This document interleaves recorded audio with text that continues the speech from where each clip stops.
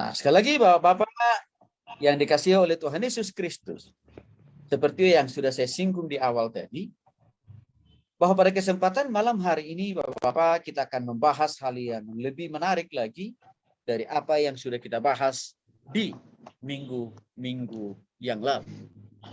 Malam hari ini Bapak-Bapak yang dikasihi oleh Tuhan Yesus Kristus, kita akan mendalami satu topik yang berjudul atau bertema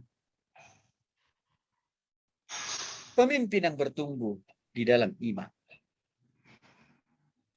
Bapak-Bapak yang dikasihi oleh Tuhan Yesus Kristus, apa pentingnya, apa urgensinya kita memahami dan mempelajari pentingnya bertumbuh di dalam iman? Bapak-Bapak yang dikasihi oleh Tuhan Yesus Kristus, ada banyak orang Kristen merasa sudah bangga, sudah cukup. Waktu dia bertobat terima Yesus, dia mendapatkan pengampunan dosa dan hidup yang kekal di surga. Lalu dia merasa sudah cukup sampai disitulah kehidupan kekristenannya, maka tidak perlu lagi mengalami pertumbuhan dan kedewasaan di dalam Kristus.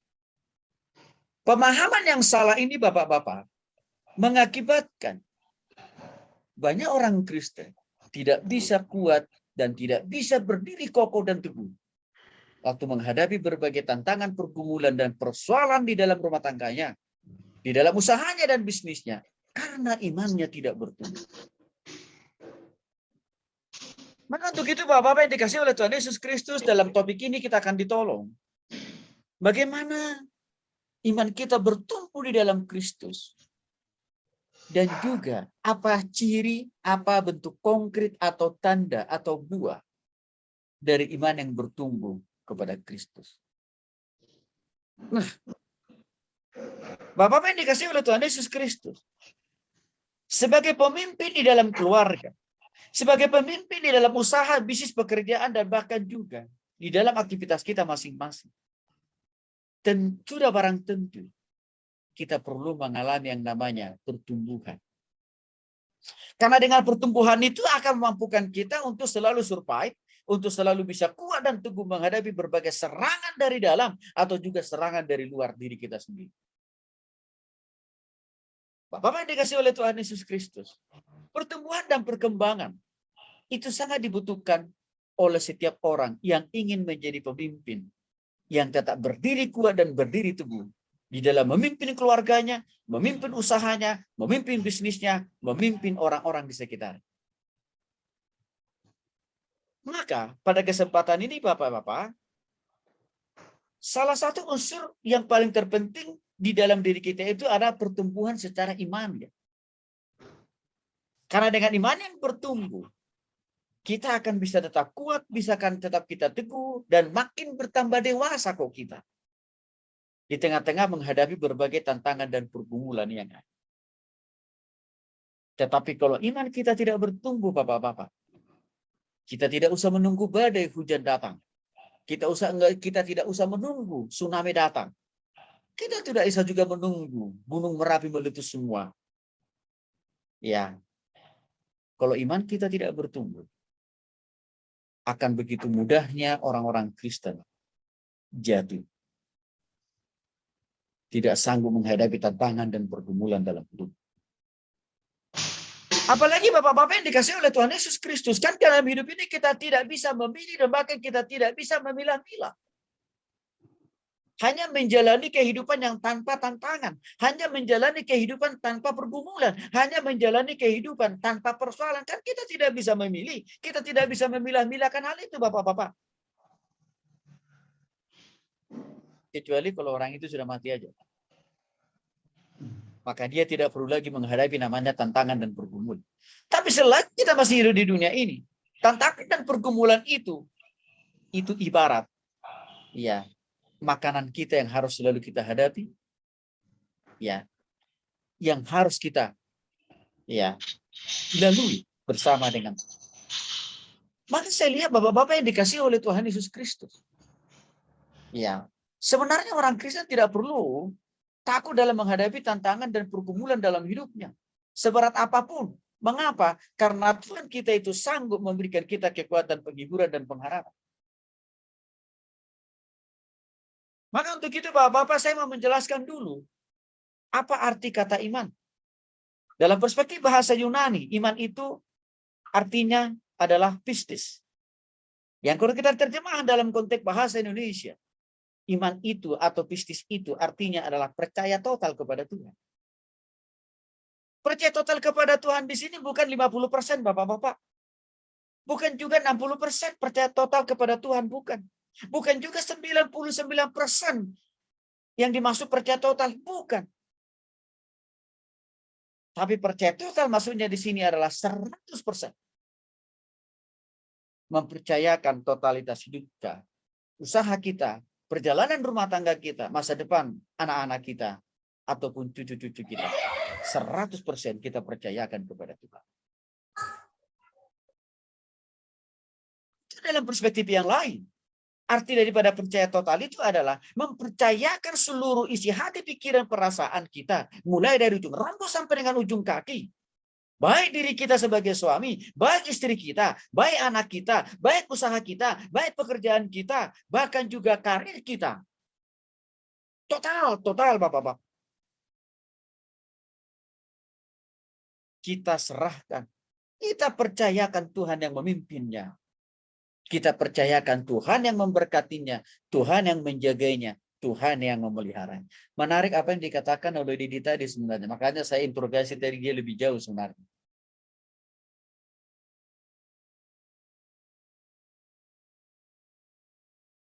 Kita perhatikan apa yang disampaikan oleh saudara kita Didi tadi, Bapak-bapak. Menghadapi saudara-saudara kita itu dibutuhkan iman. Karena kadang-kadang saudara kita itu tidak memilih, dan juga bagi mereka, walaupun satu agama dengan kita sudah melihat banyak juga orang yang mereka habisi, orang yang mereka bunuh, walaupun satu agama seperti kita, Bapak-bapak. Ya. Tetapi bagaimana bisa kita tetap menghadapi tantangan pergumulan yang begitu masifnya? Di situ, ya, jadi butuh iman yang semakin bertumbuh.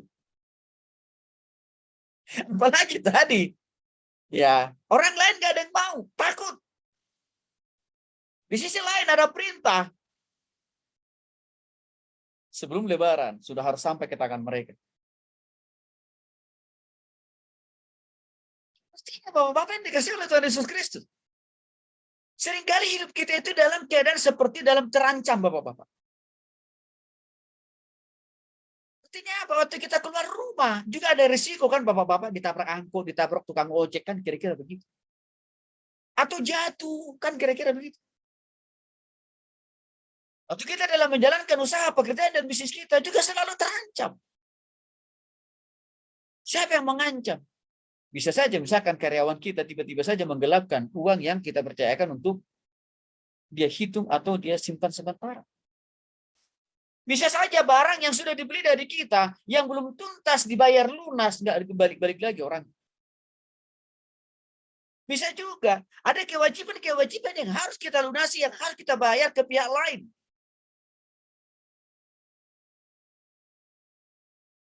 Tetapi dalam keadaan, dalam situasi Bapak-bapak yang dikasih oleh Tuhan Yesus Kristus, dibutuhkan pertumbuhan iman. Dibutuhkan penyerahan yang semakin lebih total kepada Tuhan. Karena kita tidak sanggup mengawasi diri kita sendiri dengan kekuatan kita sendiri. Kita tidak sanggup mengatasi persoalan dan pergumulan demi pergumulan hidup kita yang silih berganti datang. Dengan kekuatan dan kemampuan kita. Kita butuh iman yang bertumbuh. Yaitu apa? Penyerahan yang semakin lebih total kepada Tuhan. Arti lain daripada iman itu adalah mempercayakan Tuhan menguasai hatinya, pikirannya, perasaannya, matanya, mulutnya, hidungnya, kupingnya, tangannya, kakinya. Untuk memimpin dan mengarahkannya di dalam melakukan segala sesuatu dalam hidup ini. Itu juga arti lain daripada iman. Jadi Bapak-Bapak yang dikasih oleh Tuhan Yesus Kristus, kita tidak cukup hanya sekedar beriman kepada Tuhan waktu kita sungguh-sungguh bertobat di rumah Yesus.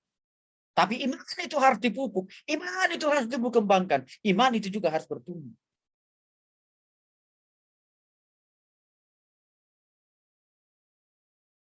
Sejak pandemi ini datang, ada banyak orang Kristen yang terhempas.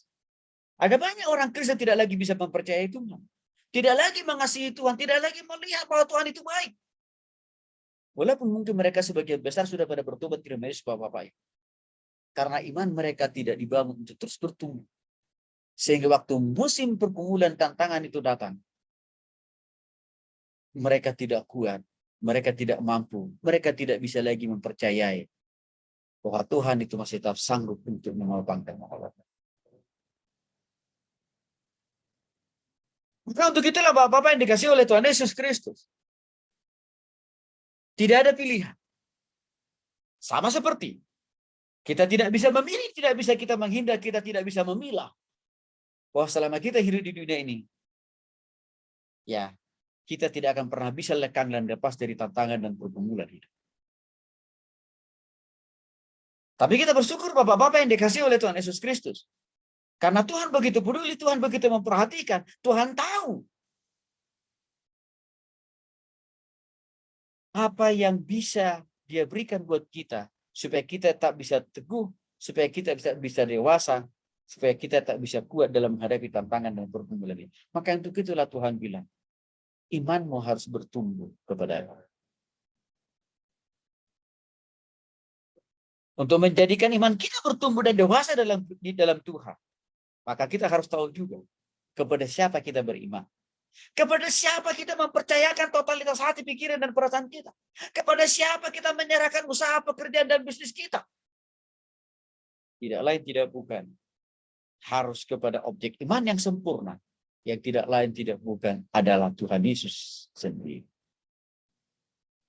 Bapak yang dikasih oleh Tuhan Yesus Kristus. Jangan sampai kita mencari objek iman yang lain. Ya, selain daripada Kristus. Ada banyak orang. Ya, mencoba-coba menggantikan objek imannya bukan lagi Yesus, tapi menjadikan objek iman yang lain. Apa itu? Depositonya, ya, asetnya, apalagi posisinya, ya, apalagi kolega bisnisnya. Apa yang terjadi? Ujungnya orang itu terkecewakan. Karena kenapa? Waktu orang itu membutuhkan pertolongan orang-orang yang saya katakan tadi, tidak juga sanggup menopang dan menolong dia. Tidak juga sanggup mengeluarkan dia dari persoalan dan pergumulan dihadapi. Karena kenapa? Karena objek yang saya katakan tadi, itu bukan objek iman yang maha kuasa. Objek yang saya katakan tadi adalah manusia yang sama seperti kita. Punya kelemahan, punya keterbatasan. Maka jangan sampai kita menjadikan hal-hal yang lain yang menjadi objek iman kita. Karena itu pasti akan mengecewakan kita, Bapak. Maka untuk itu kita harus menancapkan iman dan pengharapan kita kepada objek yang benar. Yaitu kepada Tuhan yang benar. Yang tidak pernah berubah dulu, sekarang sampai selama-lamanya. Yang mana juga kasih kuasanya tidak pernah terkungkung, terbatasi oleh ruang, waktu, dan tempat. Karena dia adalah Allah yang maha kuasa. Maka untuk itu Bapak dikasih oleh Tuhan Yesus Kristus, dalam topik ini akan kita bahas lebih lanjut. Siapakah yang harus menjadi objek iman kita? Dan bagaimana caranya iman kita bertumbuh dalam Kristus? Apa sih signifikansinya kalau iman kita bertumbuh di dalam Kristus dan dampaknya bagi kehidupan kita pribadi, keluarga kita, usaha, pekerjaan, bisnis, ataupun juga karir kita. Mari kita lihat bagian-bagian ayat ini. Yang pertama, Bapak-Bapak, mari kita lihat dulu ayat Alkitab yang sangat fenomenal yang berbicara tentang iman. Kita lihat dulu Ibrani pasal 11, ayat yang pertama. Pak Surbati boleh dibacakan buat kita ya Pak. Ibrani pasal 11, ayat pertama. Ya. Ibrani pasal 11 ayat yang pertama. Iman adalah dasar dari segala sesuatu yang kita harapkan, dan bukti dari segala sesuatu yang tidak kita lihat. Baik. Bapak-bapak yang dikasih oleh Tuhan Yesus Kristus. Kalau saya bertanya kepada orang Kristen, apa itu iman? Langsung ayat ini yang diambil. Langsung ayat ini yang dipilih. Langsung ayat ini yang dibaca kuat-kuat. Nggak salah sih. Tapi persoalannya, waktu kita katakan bahwa iman itu adalah dasar dari segala sesuatu yang kita harapkan dan bukti dari segala sesuatu yang kita lihat. Benar nggak? Kan gitu. Percaya nggak bahwa iman itu adalah dasar dari segala sesuatu yang kita harapkan, tetapi buktinya tidak dapat kita lihat. Begitu kan Bapak ya? Masih banyak orang Kristen yang justru bingung dengan ayat ini. Walaupun saya katakan tadi, waktu saya tanya apa itu iman? Ibrani pasal 11 ayat 1. Iman adalah dasar dari segala sesuatu yang kita harapkan dan bukti dari segala sesuatu yang tidak kita lihat. Lalu saya kejar lagi. Apa artinya itu? Nggak tahu. Ya pokoknya begitu deh.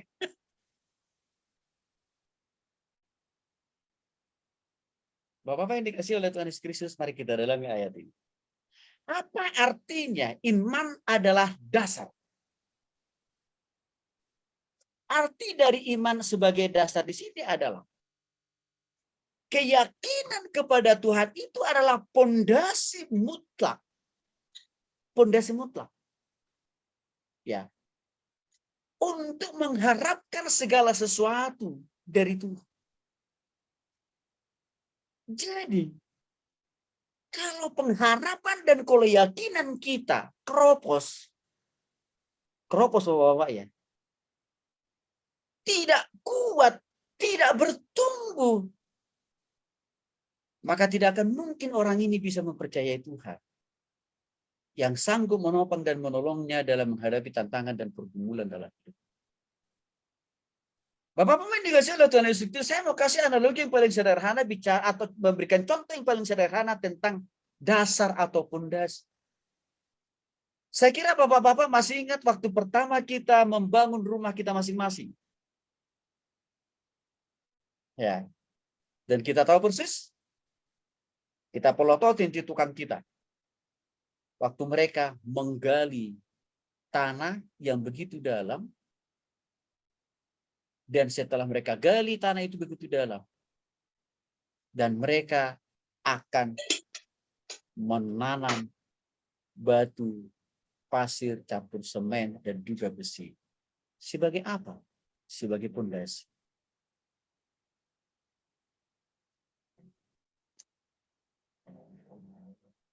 Begitu penting kita melototin tukang kita waktu mereka menggali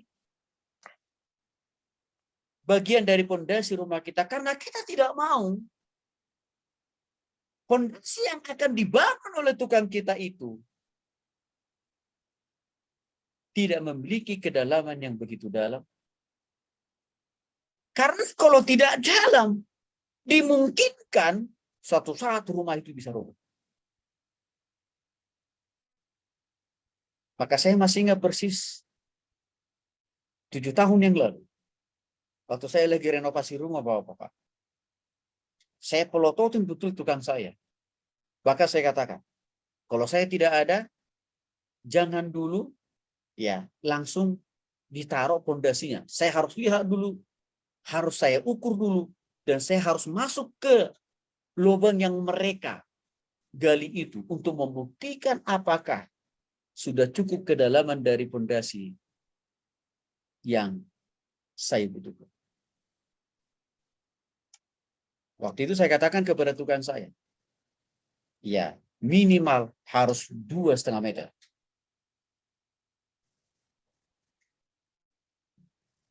Setelah mereka gali, saya tidak cukup puas hanya dengan melihat dari atas enggak. Tapi saya turun masuk ke dalam, Lalu saya pegang meteran itu ke atas dulu. 2,5 meter. Baru saya katakan, oke, lanjutkan. Taruh pondasi. Sampai akhirnya selesai. Kenapa begitu penting itu harus saya lakukan, harus saya kerjakan, dan harus saya pelototi? Karena saya tidak mau rumah saya dibangun dengan dasar dan pondasi yang tidak dalam dan yang tidak kuat. Karena itu suatu saat bisa meratakan rumah saya ataupun juga saya dan keluarga yang menempati.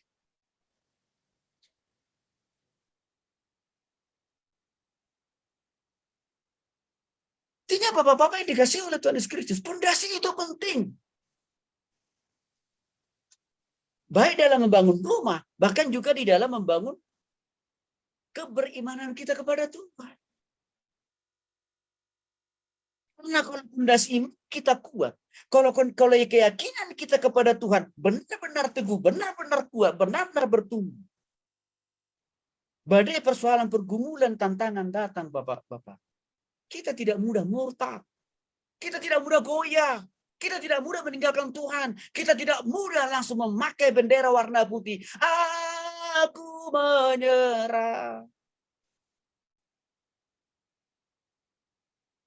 Dan terlalu banyak orang Kristen yang memiliki mentalitas yang seperti itu. Karena pondasi imannya, pengharapannya kepada Kristus tidak benar-benar kuat, tidak benar-benar teguh. Minggu lalu kita cukup dikagetkan suatu peristiwa yang terjadi di Kalimantan. Ada sebuah minimarket.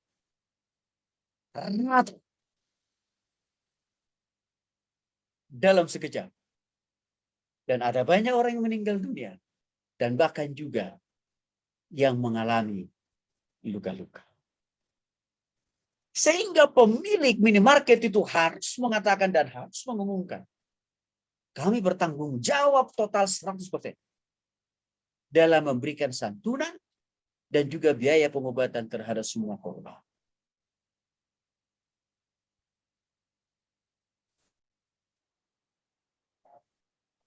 Bapak dikasih oleh Tuhan Yesus Kristus. Saya begitu yakin pasti ada persoalan masalah pondasi di situ.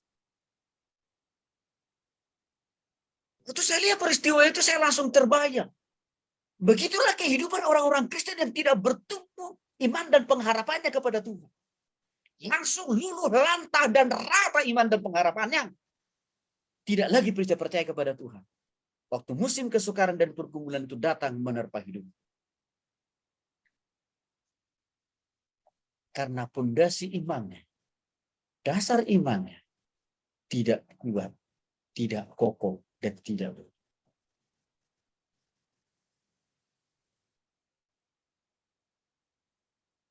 Bapak dikasih oleh Tuhan Yesus Kristus. Salah satu yang membuat saya tetap yakin dalam panggilan saya sebagai hamba Tuhan. Sudah lebih dari 20 tahun kami menjalani panggilan sebagai hamba Tuhan. Yang notabene tidak dapat gaji bulanan. Tidak ada tunjangan. Tidak ada pensiun. Tidak ada fasilitas.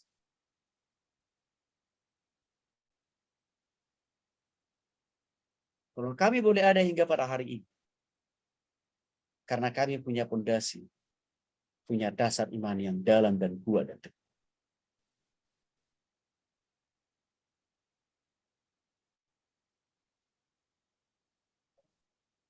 Apakah tidak ada tantangan dan pergumulan kami hadapi? Banyak. Bertubi-tubi silih berganti.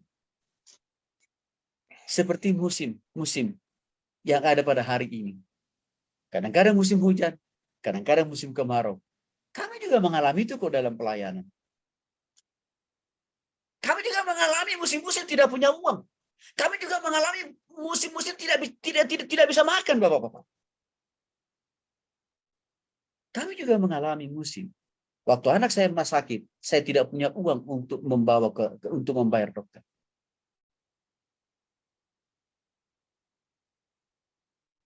Tapi 21 tahun lebih kami jalani panggilan ini. Kami tetap konsisten, kami tetap setia Dan kami tetap berdiri teguh di dalam iman dan pengharapan dan panggilan kepada Tuhan. Karena kami punya fondasi iman. Ya. Bapak-bapak yang dikasihi oleh Tuhan Yesus Kristus. Berkali-kali saya ditawarin oleh gereja-gereja kaya untuk jadi pendeta di gereja mereka. Berkali-kali. Bahkan itu ada yang sampai datang nginap di rumah saya di Bandung. Hanya untuk meyakinkan saya, ayo Pak Tony, bergabung dengan Sinode kami. Kalau Pak Tony bergabung dengan Sinode kami, semua fasilitas Pak Tony pasti dapat. Kendaraan, mobil, uang sekolah, uang kuliah anak. Bahkan Pak Tony bisa minta untuk tiap tahun jalan-jalan ke luar negeri. Di sisi lain, Pak Tony juga masih punya atau mendapatkan dana pensiun. Bapak-bapak,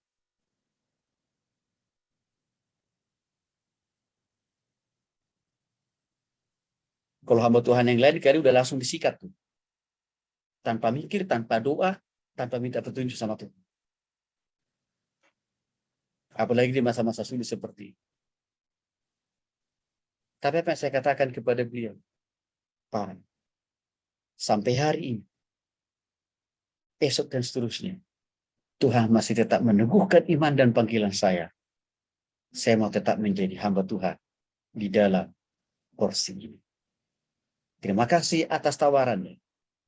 Mohon maaf, saya tidak bisa meresponi.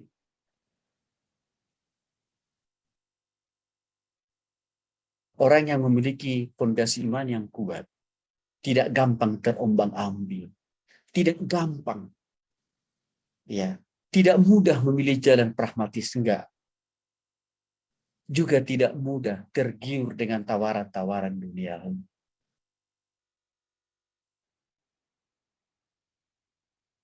Di zaman ini, begitu banyak orang Kristen terseret dengan tawaran-tawaran dunia ini. Dan bahkan nggak usah ditawarin deh. Menawarkan diri bahkan. Walaupun dia tahu, belum tentu atas kehendak Tuhan dia harus ada di situ.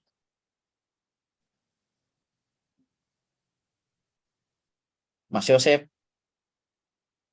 dan Bang Dedi ini adalah saksi hidup panggilan kami sebagai hamba Tuhan sejak mereka mahasiswa.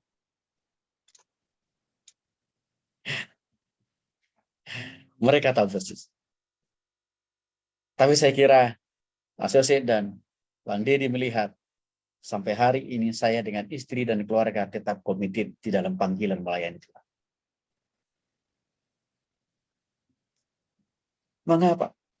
Karena saya harus juga memberikan teladan kepada Mas Yosef dan juga Bang Dedi ini.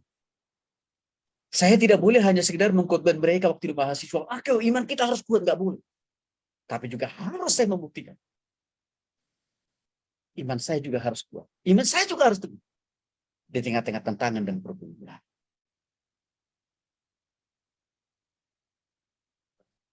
Itulah pentingnya. Iman. Yang kedua, itulah yang dimaksud dengan iman adalah dasar. Lalu dia katakan juga di sana, iman itu adalah bukti dari segala sesuatu yang tidak kita lihat. Menarik ini. Bagian yang kedua ini sering juga membuat orang Kristen sebagian besar linglung dan bingung. Kalau kalimat yang pertama tadi masih enak didengar. Iman adalah dasar dari segala sesuatu yang kita harapkan. Amin tuh, aman tuh. Paham. Tapi waktu masuk dalam pemahaman kalimat yang kedua, yang mana dikatakan di sana, dan bukti dari segala sesuatu yang tidak kita lihat, bingung orang Kristen. Karena tidak tahu arti dan maksudnya. Tapi malam hari saya akan jelaskan. Apa arti dari iman itu adalah bukti dari segala sesuatu yang tidak kita lihat. Apa maksudnya? Apa artinya? Apa maknanya? Artinya Bapak-Bapak yang dikasihi oleh Tuhan Yesus. Hasil dari pengharapan kita. Yang tidak pernah lekal, yang tidak pernah berubah kepada Tuhan. Di tengah-tengah tantangan dan pergumulan dan kesulitan apapun dalam hidup ini. Ya, hasilnya. Itu pasti ada. Itu pasti bisa dibuktikan. itu pasti bisa kita merasakan pertolongan Tuhan. Itu dalam pengertian yang lain, arti daripada bahwa iman adalah bukti dari segala sesuatu yang tidak kita lihat. Arti yang kedua nih. Kita tidak usah lihat bagaimana tangan Tuhan bekerja, menopang kita, menolong kita, memulihkan usaha dan pekerjaan kita. Kita nggak usah tahu menang itu Bapak. Itu urusan Tuhan. Kita tidak perlu langsung melihat bagaimana prosesnya Tuhan mengubah air mata kita, mendatangkan berkat, mengubah kesedihan kita, untuk berikan kita semangat. Kita tidak perlu tahu bagaimana Tuhan mengubah itu. Tapi yang kita tahu, kita tetap percaya bahwa Tuhan kita adalah Tuhan yang hidup, bahwa Tuhan kita tak bekerja, bahwa Tuhan kita tak berkarya. Itu arti yang kedua, bahwa iman itu adalah dasar segala sesuatu yang tidak kita lihat. Persoalan terbesar dari keberimanan orang Kristen sebagian besar, dari dulu hingga pada hari ini Bapak-Bapak, seringkali dia memaksa Tuhan. Untuk Tuhan memperlihatkan bagaimana Tuhan memberkati hidupnya, rumah tangganya, usahanya, bisnisnya. Seringkali mendikte Tuhan. Bagaimana Tuhan mendatangkan mujizat, bagaimana Tuhan mendatangkan berkat atas hidupnya, rumah tangganya, dan usahanya. Maka apa yang terjadi? Tidak terjadi. Karena kenapa? Karena itu bukan didasari dan bukan dilandasi oleh iman. Karena ini yang dikatakan di sini. Percaya saja sama Tuhan. Titik. Nggak ada pakai koma itu. Dan nggak usah kita tanya sama Tuhan. Tuhan tolong dong perlihatkan bagaimana caramu bekerja menopang saya. Nggak usah. Kita nggak usah dikte Tuhan dengan mengatakan, Tuhan, saya mau melihat dong seberapa hebat sih kasih kuasamu menolong saya, menolong usaha saya, bisnis saya, pekerjaan saya. Karena apa? Karena itu artinya kita nggak percaya. Tapi orang yang percaya kepada Tuhan dengan benar, dengan total. Karena tadi definisi iman di awal saya katakan tadi, mempercayakan totalitas hidup kita kepada Tuhan. Walaupun kita tidak tahu bagaimana proses tangan Tuhan menyertai, menjagai, meluputkan kita dari mara bahaya, memulihkan usaha, pekerjaan, dan bisnis kita. Kita kan nggak perlu tahu menaulah bagaimana Tuhan mengubah itu semuanya. Karena kenapa itu? Nah, dalam perspektif ini yang saya lihat, terlalu banyak orang Kristen tidak mau tunduk dengan aturan yang sudah Tuhan buat. Seringkali Tuhan mau digurui, seringkali Tuhan mau didikte. Dengan cara apa? Ditentangin tuh Tuhan. Saya mau percaya kepada Tuhan. Kalau Tuhan bisa mengubah matahari menjadi bulan. Loh, yang jadi Tuhan siapa? Saya hanya percaya kepada Tuhan. Kalau apa yang saya doakan, apa yang saya minta hari ini, langsung Tuhan kasih. Loh, yang jadi Tuhan siapa sebenarnya? Bapak-bapak yang dikasih oleh Tuhan Yesus Kristus. Iman artinya arti yang kedua, bukti dari segala sesuatu yang kita tidak lihat. Artinya di sini adalah kita tidak usah mendikte bagaimana cara kerjanya Tuhan, bagaimana proses tangan Tuhan mengubah, memulihkan, memberkati usaha dan pekerjaan kita. Yang penting yakinlah Tuhan bekerja, Tuhan berkarya, Tuhan pasti menolong kita. Dalam perjalanan panggilan kami sebagai hamba Tuhan yang sudah 21 tahun lebih, Bapak-bapak yang dikasih oleh Tuhan Yesus Kristus, sampai hari ini, saya tidak pernah mendikte Tuhan, saya tidak pernah menantang Tuhan dengan mengatakan, Tuhan, tunjukkan dulu dengan di hadapan mata kepala saya sendiri, bagaimana kuasamu menolong kami selama 21 tahun. Saya tidak pernah katakan, saya tidak pernah minta itu sama Tuhan. Tapi yang saya lakukan adalah percaya total kepada Dia. Adakah hasilnya? Ada. Bagaimana Bapak-bapak bisa hidup hari ini? Kami juga masih hidup sampai hari ini.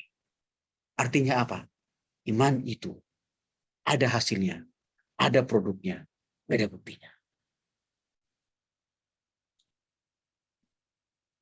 Inilah yang dimaksud dari iman sesuai dengan Ibrani pasal 11 ayat 1. Yang kedua, hasil atau bukti dari beriman kepada Tuhan. Kita mau mengacu kepada pengalaman para nabi-nabi dan rasul-rasul di dalam perjanjian lama dan juga perjanjian. Mari kita lihat dulu. Mas Yosef bacakan dulu Ibrani pasal 11 ayat 2. Tetangga dekat Dedeng sudah dibacakan oleh Pak Surbakti tadi. Ibrani pasal 11 ayat 2. Ibrani pasal 11 ayat 2.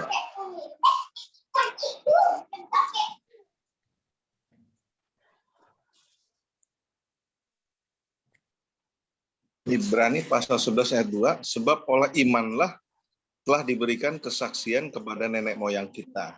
Amin. Baik. Nah, kita mau melihat nih Bapak-Bapak, bukti-bukti konkret ya dari iman, dari keyakinan, dari kepercayaan, dari para nabi-nabi dan juga para rasul-rasul di dalam Alkitab. Kita lihat. Terus lagi Mas Yosef, ayat 3 Mas. Ibrani 11 ayat 3.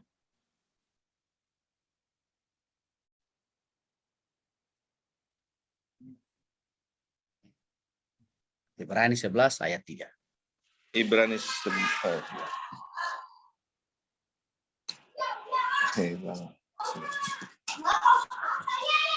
Ibrani 11 ayat 3. Karena iman kita mengerti bahwa alam semesta telah diulang. Karena iman kita mengerti bahwa alam semesta telah dijadikan oleh firman Allah, sehingga apa yang kita lihat telah terjadi dari apa yang tidak dapat kita lihat. Baik, makasih Mas Yosef. Bapak-bapak dikasih oleh Tuhan Yesus Kristus, para nabi dan para rasul di dalam PL dan juga perjanjian baru, mereka itu adalah bukti-bukti, sudah membuktikan, sudah merasakan langsung keberimanan mereka, penyerahan total mereka, keyakinan mereka kepada Tuhan. Itu sudah mereka alami, sudah mereka rasakan. Artinya Bapak-bapak yang dikasih oleh Tuhan Yesus Kristus, sebelum kita mengalami kasih setia, penyertaan dan pertolongan Tuhan di zaman ini, orang-orang di zaman PL dalam perjanjian lama sudah mengalami. Maka pertanyaannya begini Bapak-bapak. Kalau Musa bisa ditolong oleh Tuhan dalam memimpin bangsa Israel keluar dari Mesir menuju tanah perbudakan, masa sih kita tidak bisa ditolong oleh Tuhan di zaman ini? Tidak mungkin. Kalau Abraham bisa ditolong oleh Tuhan, rasanya tidak masuk akal, rasanya tidak akan mungkin Tuhan tidak bisa menolong kita. Karena objek iman kita sama dengan objek imannya Musa dan Abraham, yaitu siapa? Tuhan yang sama. Para rasul-rasul juga telah ditolong oleh Tuhan di dalam perjalanan hidup mereka, dalam pelayanan mereka, dalam perjanjian baru. Bagaimana mereka menghadapi berbagai tantangan, persoalan yang begitu bertubi-tubi, tapi tetap diluputkan oleh Tuhan, diselamatkan oleh Tuhan. Masa sih Tuhan yang sama tidak sanggup meluputkan dan menopang kita dan menolong kita keluar dari persoalan pergumulan kita di zaman ini? Rasanya tidak mungkin, Bapak-bapak. Untuk itulah, di dalam Ibrani pasal 11 ayat pertama sampai dengan ayat yang terakhir, di sana banyak dikisahkan bukti-bukti real bagaimana orang-orang beriman merasakan dampak hasil konkret dari pengharapan mereka kepada Tuhan. Tujuannya kenapa begitu penting? Paulus merekam itu di dalam surat Ibrani. Supaya kita yang lahir dan hidup di zaman yang susah ini tetap masih bisa percaya bahwa kasih kuasa Tuhan kita sama hebatnya yang pernah menolong para nabi dan juga yang pernah menolong para rasul. Yang kedua, bumi dan segala isinya ada. Itu kan karena Tuhan yang menciptakan. Artinya Bapak-bapak yang dikasih oleh Tuhan Yesus Kristus, kalau tempat di mana kita bangun rumah, di mana kita menginap, di mana kita berdiri hari ini, di mana kita membangun usaha dan bisnis kita kan di bumi ini kan Bapak-bapak ya. Itu adalah ciptaan Tuhan. Itu adalah karya tangan Tuhan. Masa sih Bapak-bapak kita tidak bisa lagi percaya sama Tuhan sih? Bumi tempat kita tinggal, bumi tempat kita berusaha, bumi tempat kita bekerja. Itu juga Tuhan yang buat, Tuhan yang merancang kok. Kita yakin waktu bumi di mana kita ada hari ini diciptakan oleh Tuhan. Saya kita nggak yakin Tuhan juga bisa menjaga, menyertai kita di bumi yang diciptakan oleh Tuhan ini. Rasanya tidak mungkin. Pasti disertai Tuhan.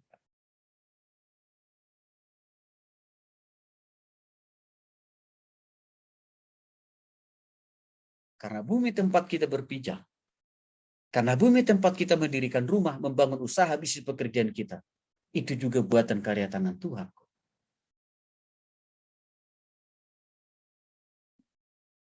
Maka dengan demikian Bapak-Bapak, rasanya kita perlu membangun pertumbuhan iman kita dari waktu ke waktu.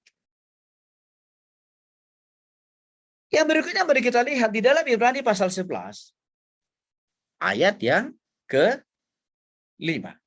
Boleh Pak Aten dibacakan buat kita Pak? Ibrani pasal 11 ayat yang ke-5.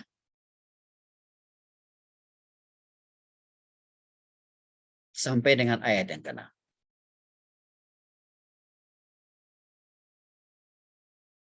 Ibrani pasal 11. Malam hari ini kita agak banyak mendalami kitab Ibrani karena berhubungan dengan masalah iman Bapak-Bapak. Ibrani pasal 11 ayat yang ke-5 sampai dengan ayat yang ke-6. Ayat Kalau ke-5, sudah dapat, karena iman Henokh terangkat supaya ia tidak mengalami kematian dan ia tidak ditemukan karena Allah telah mengangkatnya. Sebab sebelum ia terangkat, ia memperoleh kesaksian bahwa ia berkenan kepada Allah. Ayat 6. Tetapi tanpa iman tidak mungkin orang berkenan kepada Allah. Sebab barang siapa berpaling kepada Allah, ia harus percaya bahwa Allah ada dan bahwa Allah memberi upah kepada orang-orang yang sungguh-sungguh mencari Dia. Amin. Makasih Pak Aten. Bukti yang ketiga, Henokh Bapak-Bapak terangkat ke surga itu secara fisik. Artinya apa? Dia tidak mengalami kematian secara daging kan Bapak-Bapak. Jadi dalam tubuh yang utuh, Henokh itu diangkat oleh Tuhan. Pengangkatan Tuhan terhadap Henokh secara utuh itu membuktikan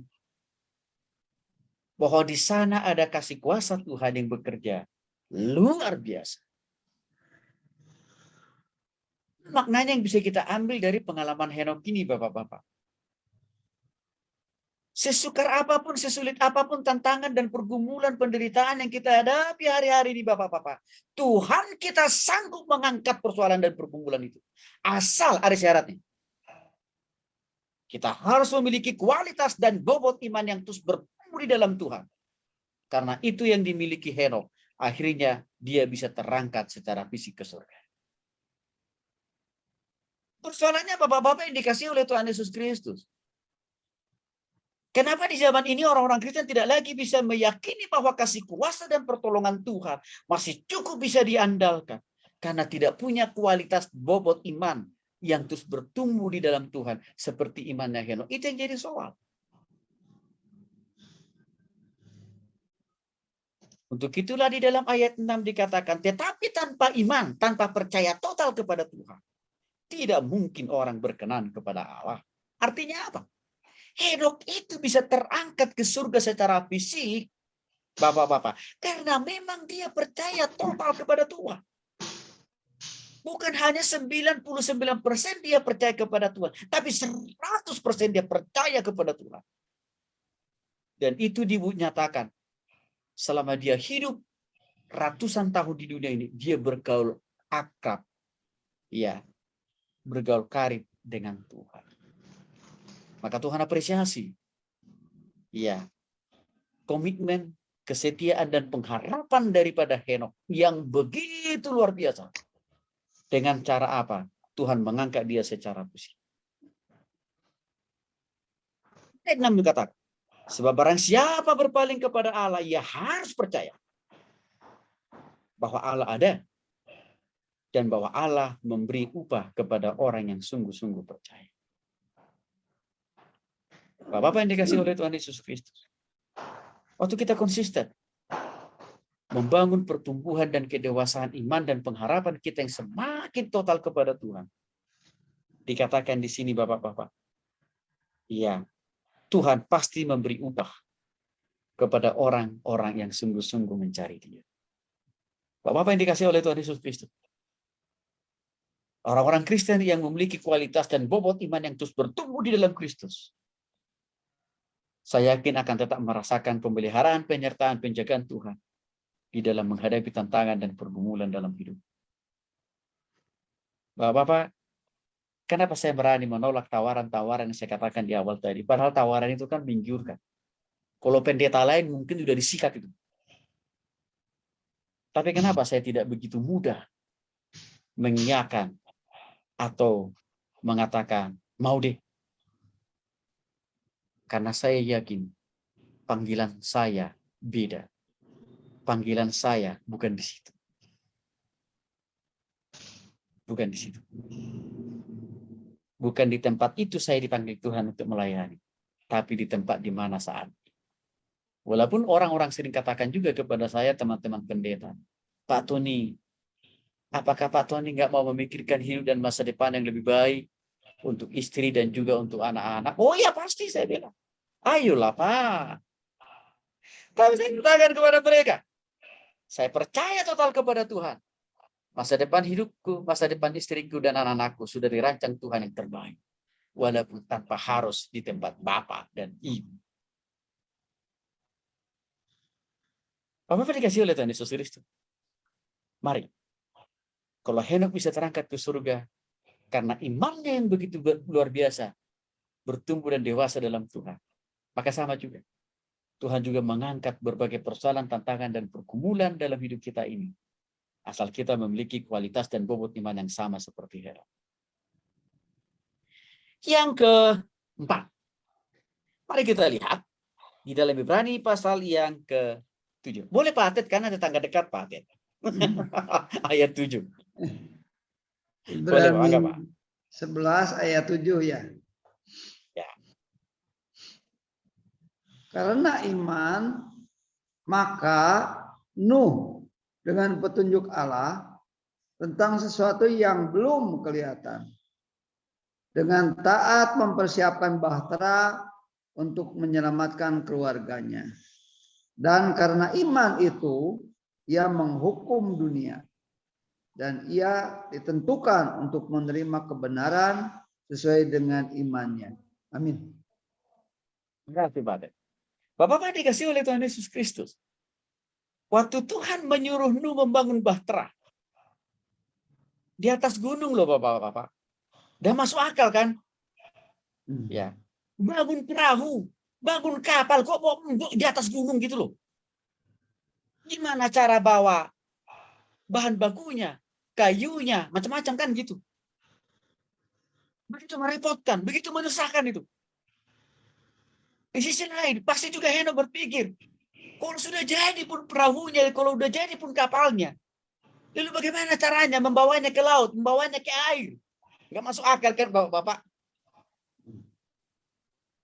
Tetapi kenapa Nuh begitu taat, begitu setia melakukan itu?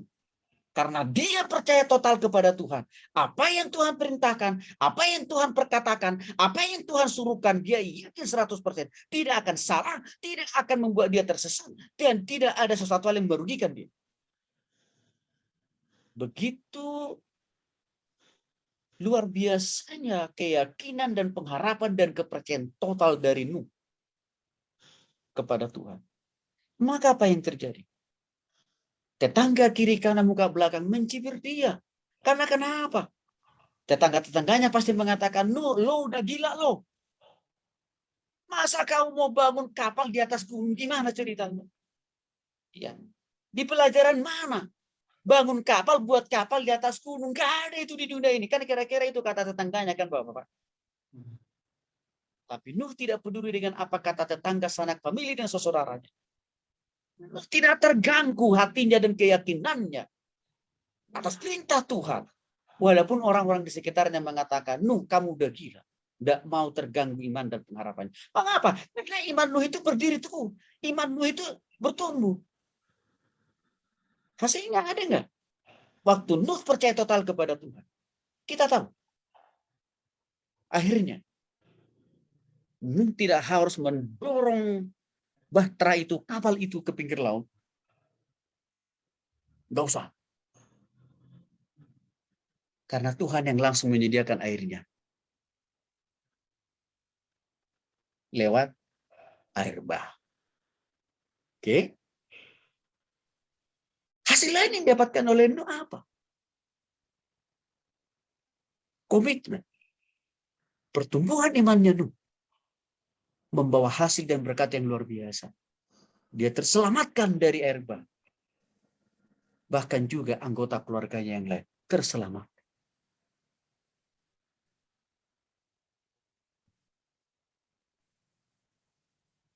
Apa yang bisa kita belajar dari sini, Bapak-Bapak?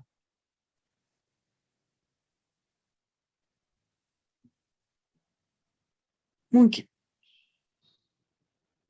di masa-masa pandemi, di masa-masa susah, di masa-masa sukar seperti ini, orang bisa juga menertawakan kita. Kapan sih kamu masih mau berpolisi setiap malam siri dengan Pak Tony? Dengan bapak-bapak SAP yang lain? Usahamu juga makin merosot kok. Pendapatanmu juga makin kecil kok. Posisimu juga stagnan kok. Persoalan dalam usahamu, dalam rumah tanggamu juga bertubi-tubi. Pertanyaannya, apakah iman kita langsung lebih berubah? Apakah iman kita langsung goyah? Hanya karena mendengarkan semua hal-hal yang tadi? Saya berharap iman kita tetap harus seperti Nuh. Walaupun dia tidak melihat secara mata kepala bagaimana Tuhan memimpin dia, menyuruh dia, tapi dia sungguh percaya. Ini pasti Tuhan yang benar. Ini pasti Tuhan yang pasti menopang dan mohon. Mari Bapak-Bapak yang dikasih oleh Tuhan Yesus Kristus. Jangan iman kita terganggu. Waktu ada orang yang mencibir kita. Waktu ada orang yang mengganggu hati dan pikiran kita dengan mengatakan, kamu udah lama berdoa, kamu udah lama baca Alkitab, kamu udah usahamu gitu-gitu aja. Kalau hanya gara-gara itu iman kita langsung ciut dan tawar hati dan akhirnya kita tidak lagi komitmen di dalam membangun pertumbuhan iman kita. Maka mujizat tidak akan pernah kita alami. Pemulihan tidak akan pernah kita dapat. Bahkan penyelamatan. Seperti penyelamatan yang dialami olehmu. Tidak mungkin kita alami. Tapi saya yakin Bapak-Bapak yang dikasih oleh Tuhan Yesus Kristus. Ya, pelajaran ini kita akan ingatkan, kita diteguhkan dan kita dikuatkan. Oh, Nuh orang biasa kok. Sama seperti Bapak-Bapak dan saya. Ya. Kalau Nuh bisa percaya total kepada Tuhan, pasti Bapak-Bapak dan saya juga bisa percaya total kepada Tuhan. Kalau Nuh tidak perlu melihat bagaimana tangan Tuhan menolong dia, maka kita juga harus bisa mempercayai Tuhan yang sanggup menolong kita. Bapak-bapak yang dikasih oleh Tuhan Yesus Kristus, pengalaman Nuh rasanya juga menjadi fakta dan bukti kuat buat kita bahwa Tuhan kita juga sanggup menyelamatkan kita dari berbagai kesukaran, pergumulan, tantangan apapun dalam hidup ini. Bukti iman yang kelima. Ibrani pasal 11 ayat yang ke-11. Det, boleh bacakan dulu buat kita, Det. Ibrani pasal 11 ayat 11. Ibrani pasal 11 ayat 11. Karena iman ia juga dan Sarah beroleh kekuatan untuk menurunkan anak cucu walaupun usianya sudah lewat. Karena ia menganggap dia yang memberikan janji itu setia. Baik, makasih, Det. Bukti iman berikutnya adalah imannya Abraham dan Sarah. Kita tahu Bapak-bapak, usia Abraham dan Sarah waktu melahirkan anak, mereka kan itu bukan lagi usia muda, tapi usia yang sangat dan amat sudah tua. Abraham diperkirakan usianya sudah hampir melewati 90 tahun. Termasuk juga Sarah sudah melebihi dari 80 tahun. Artinya kalau dari ilmu kedokteran, tidak mungkinlah wanita yang sudah setua ini, laki-laki yang sudah setua ini bisa punya keturunan, kan Bapak-Bapak? Tetapi bagi Tuhan tidak ada yang mustahil. Bagi Tuhan tidak ada yang tidak mungkin. Bagi Tuhan tidak ada yang sukar dan yang sulit. Walaupun bagi akal dan pikiran kita tidak mungkin. Kuncinya, resepnya adalah Abraham dan Sarah memiliki pertumbuhan iman yang terus-menerus semakin berbobot dan semakin berbalik. Apa yang bisa kita pelajari dari pengalaman bukti iman Abraham dan Sarah ini? Yang bisa kita maknai, yang bisa kita ambil menjadi bahan pelajaran buat kita, Bapak-Bapak, ada. Adakah kita punya persoalan, adakah kita punya pergumulan seperti Abraham dan Sarah? Kalau ada, Tuhannya Abraham dan Sarah, juga Tuhan kita yang sama, masih sanggup kok menolong kita, Bapak.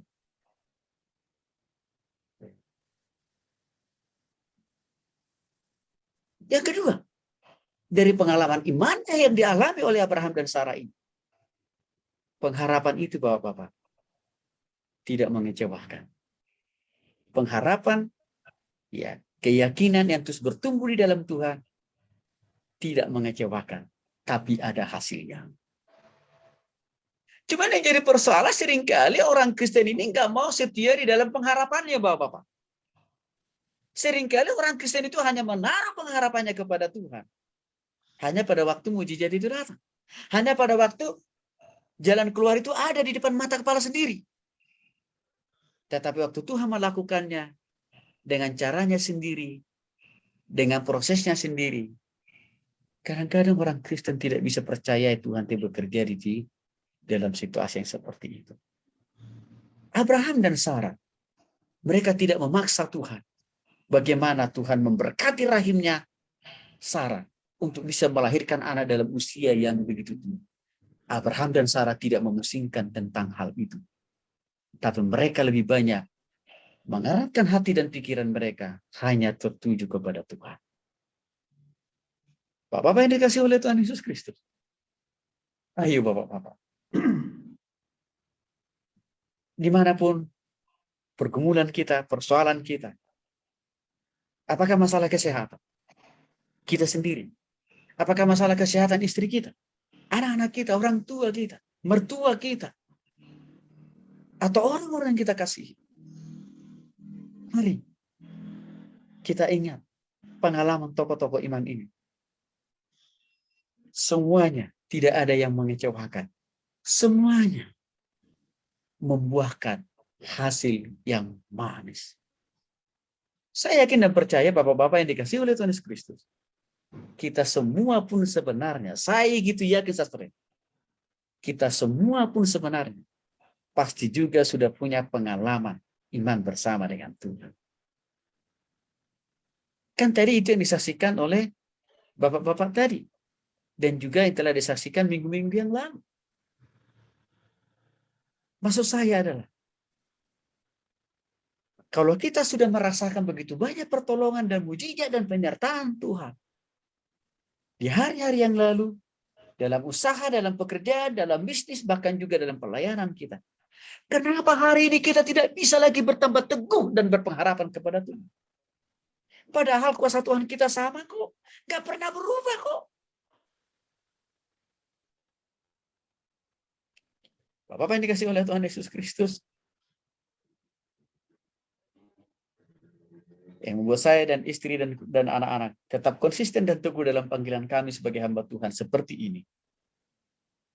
Karena kami cukup yakin dan percaya. Pengalaman iman yang sudah dialami para nabi dan para rasul. Dan juga pengalaman iman yang sudah kami alami. Yang sudah puluhan tahun itu.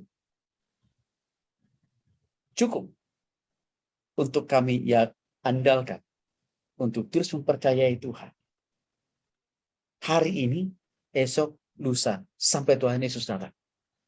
Di dalam menghadapi tantangan dan pergumulan dan kesulitan dalam hidup dan pelayanan. Maka untuk itu Bapak-Bapak, tiba-tiba ada lagi seorang pendeta mendatangi saya. Dan dia bilang begini, Pak Tony, ini juga menarik Bapak-Bapak tawarannya.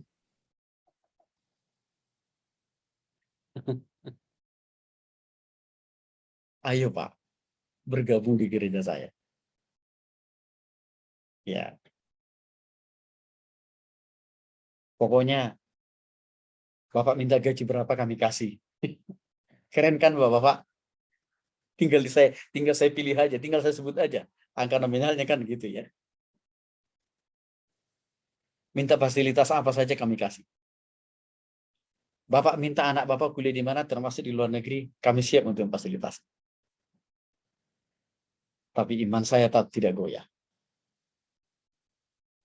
Dengan tawaran-tawaran. Dan tetap saya katakan, terima kasih Pak atas perhatiannya.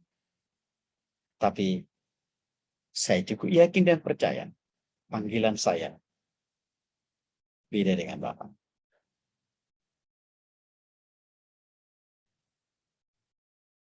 Iman itu menjadi penting karena iman kepada Tuhan membuat kita tetap berdiri teguh. Ya, dan tidak mudah diombang-ambing oleh tarikan, oleh tawaran di sekitar kita. Walaupun kelihatannya secara manusia menggiurkan dan bahkan juga memberikan kenyamanan. Tapi belum tentu Bapak-Bapak. Kalau kita berangkat dari pengalaman para nabi-nabi tadi. Waktu Nuh disuruh Tuhan membangun bahtera di atas gunung. Kan gak ada yang menarik itu. Gak ada yang enak itu. Ya kan? Tapi dia yakin Tuhan ini tidak pernah salah. Memilih dia, meminta dia, memerintahkan dia untuk melakukan itu. Bapak yang dikasihi oleh Tuhan Yesus Kristus. Iman kita harus bertumbuh. Tidak boleh stagnan. Karena tantangan dan pergumulan kita itu silih berganti, akan selalu datang menghampiri hidup kita. Pertanyaan yang selanjutnya, kepada siapakah kita beri? Ya. Kepada deposito kita kah? Oke. Atau tanah kita mungkin? Atau rumah kita mungkin? Atau kendaraan kita mungkin? Atau kepada anggota keluarga kita? Kalau kita menjadikan semua itu menjadi objek iman dan pengharapan kita, cepat atau lambat, pasti kita akan kecewa. Mari kita lihat objek iman yang paripurna, yang harus menjadi pengharapan kita. Kita lihat dulu Kisah Para Rasul 16 ayat 31. Pak Ridwan mau baca Pak, kalau ada kita di tempat Bapak?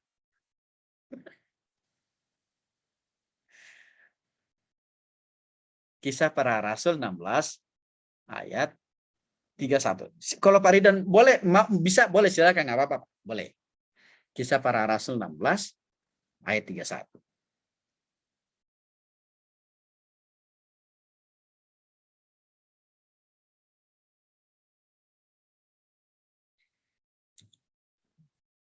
Kisah Para Rasul 16 ayat 31 ya Pak Ridwan. Suaranya masih di mute ya Pak.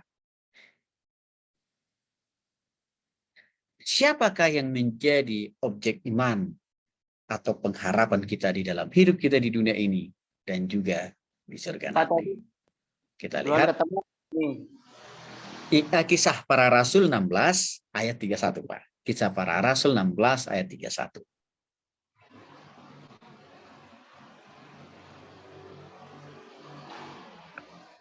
Kisah Para Rasul 16 ayat 31. Kisah Para Rasul 16 ayat 3. Ya. Kisah Para Rasul 16 ayat 31. Gimana Pak? Pak Tony, ini ininya apa namanya?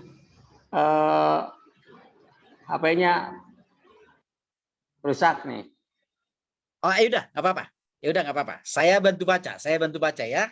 Oke. Nah, Kisah Para Rasul 16 ayat 31 dikatakan di sana apa? Ya, ayat 31 khususnya jawab mereka. Ya. Percayalah kepada Tuhan Yesus Kristus dan engkau akan selamat. Engkau dan seisi rumah. Bapak dikasih oleh Tuhan Yesus Kristus. Ya. Seringkali orang Kristen sesuai dengan perjalanan hidup dan perjalanan imannya. Kadang-kadang Bapak-bapak, objek imannya itu bergeser. Objek imannya itu bergeser. Bukan lagi kepada Tuhan, tapi kepada apa yang ada di dunia. Contoh. Ya. Waktu dia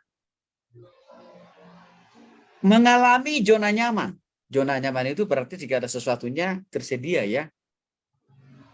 Atau artinya nggak ada masalah, nggak ada tantangan, nggak ada pergumulan, nggak ada kesukaran, kira-kira begitu.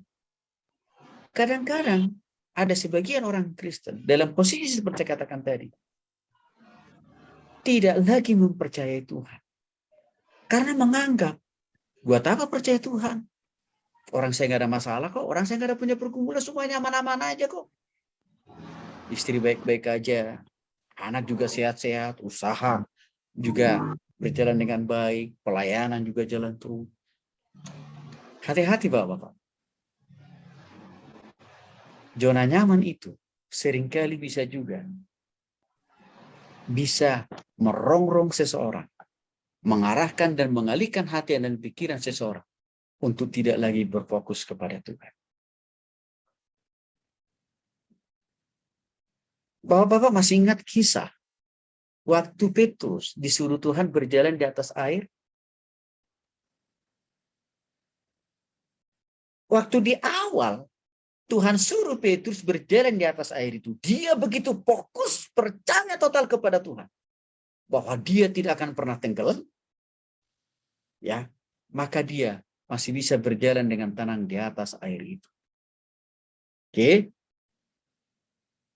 Tapi waktu hati dan pikirannya tidak lagi terfokus kepada Tuhan, tapi sudah teralihkan kepada kedalaman laut itu, maka Petrus tenggelam. Ini adalah contoh real bagaimana orang Kristen juga bisa objek imannya berubah dalam sekejap. Karena situasi dan lingkungan yang sedang dialami saat itu.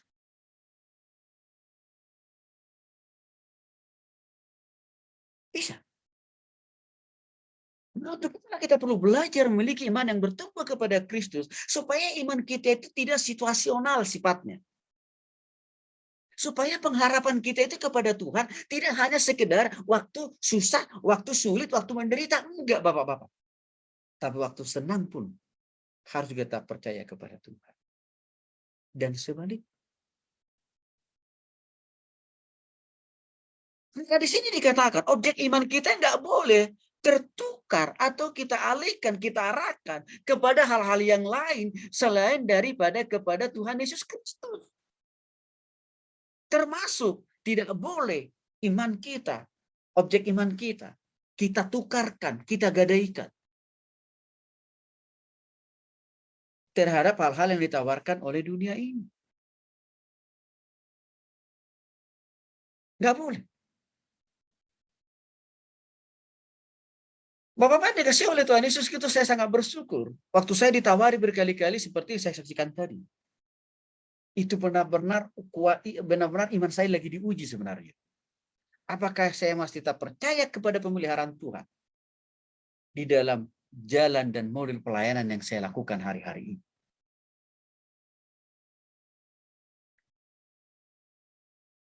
Kenapa tetap saya bisa memilih dan bisa tetap memilih Oh enggak, panggilan saya di sini loh Pak. Karena iman saya selalu terus saya tancapkan kepada Kristus. Bukan kepada fasilitas. Bukan kepada gaji. Bukan kepada tawaran-tawaran. Dunia nih, nggak pernah saya menancapkan iman saya kepada semua itu. Enggak. Tapi hanya kepada Tuhan. Karena saya melihat semua yang ditawarkan oleh dunia ini tidak ada yang unlimited. Semuanya ada limitnya.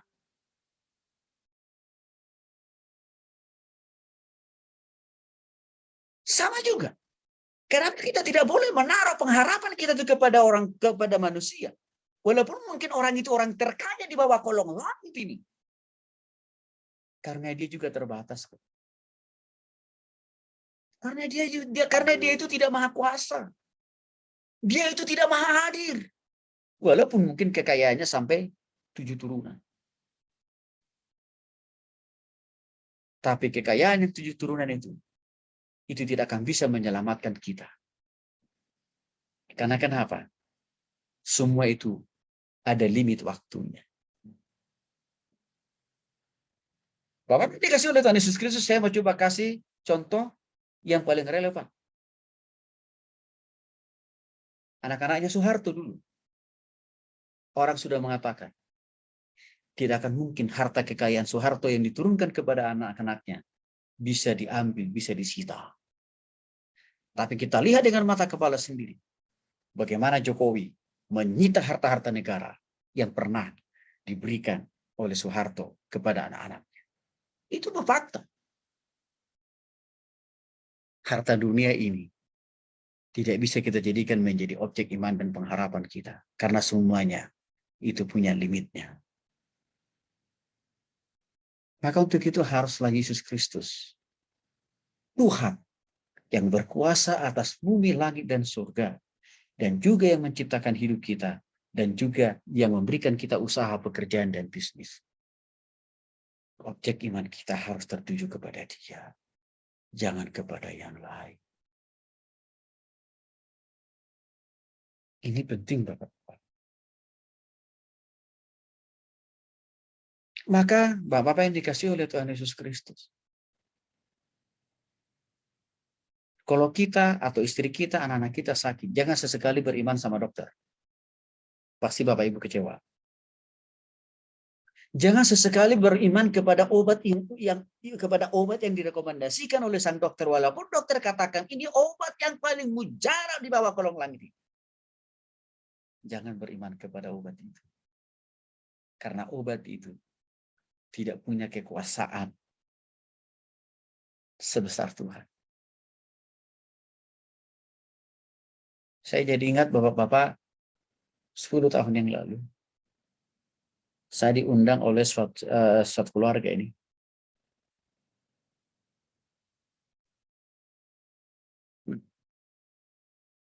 Waktu saya sampai di rumah itu, lalu mereka bercerita. Tony, kami sudah menikah kurang lebih 10 tahun, Pak. Dan kami bersyukur kepada Tuhan. Usaha, bisnis, sungguh diberkati oleh Tuhan. Tapi Pak Tony sayang, 10 tahun kami menanti kehadiran anak di tengah-tengah keluarga kami. Sampai sekarang belum kesampaian. Kami sudah bolak-balik pergi ke dokter kandungan A, B, C, sampai X bahkan Z. Tidak ada hasil juga. Bahkan sudah terlalu banyak obat yang kami konsumsi atas rekomendasi dokter spesialis kandungan itu. Juga tidak ada hasil. Lalu akhirnya keluarga ini bertanya, Pak Tony kira-kira apa yang masih kurang ya? Sehingga semua itu tidak ada hasil. Bahkan bapak-bapak, mereka juga masih sempat mengatakan, Pak Tony, kami sudah 2 kali ikut program bayi tabung. Ratusan juta kami sudah habis uang. Tapi tidak ada hasilnya. Bapak-bapak yang dikasihi oleh Tuhan Yesus Kristus. Tanpa berlama-lama, saya langsung katakan kepada suami istri, ini. Kenapa? Usaha yang sudah kalian lakukan dengan berbagai multi cara tadi tidak membuahkan hasil sedikit pun. Saya katakan kepada mereka berdua, karena kalian salah dalam hal mencari objek iman. Maksudnya gimana Pak Tony? Dari kronologis yang Bapak Ibu ceritakan tadi, saya mengambil kesimpulan. Rupanya waktu kalian melakukan semua usaha dan cara-cara tadi, ke dokter kandungan lah, ikut program bayi tabung lah, macam-macam lah, dan lain sebagainya. Saya lihat Bapak Ibu sudah menjadikan semua usaha-usaha itu menjadi Tuhan yang mampu memberikan Bapak dan Ibu keturunan. Itu yang Tuhan tidak mau. Itu yang Tuhan tidak suka.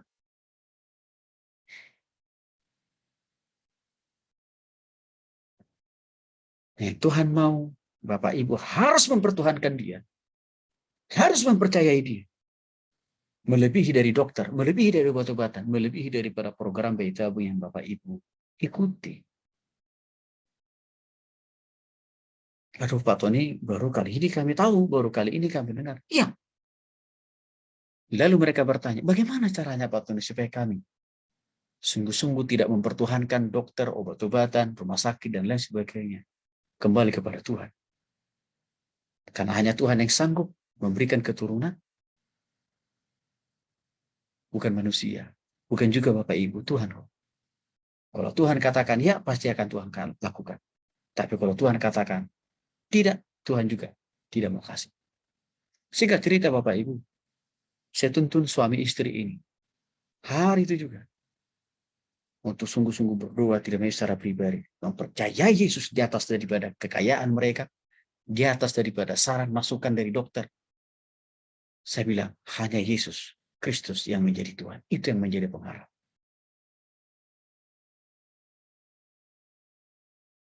Tiga bulan kemudian, dengan anugerah Tuhan, mereka SMS saya. Pak Tony, terima kasih Pak.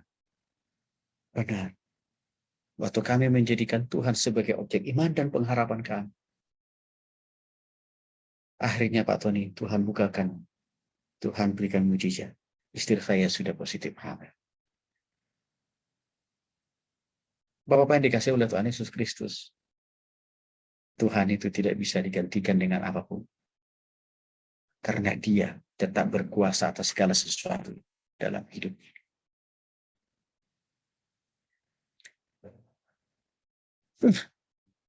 Objek iman kita yang kedua, kepada siapa? Yang harus kita tujukan, yang harus kita tancapkan. Ya. Mari kita di Alkitab kita, Bapak-bapak, di dalam Yohanes pasal 5, ayat yang ke-24. Det, boleh bacakan lagi buat kita, Det. Yohanes pasal 5, ayat ke-24. Yohanes 5, ayat 24.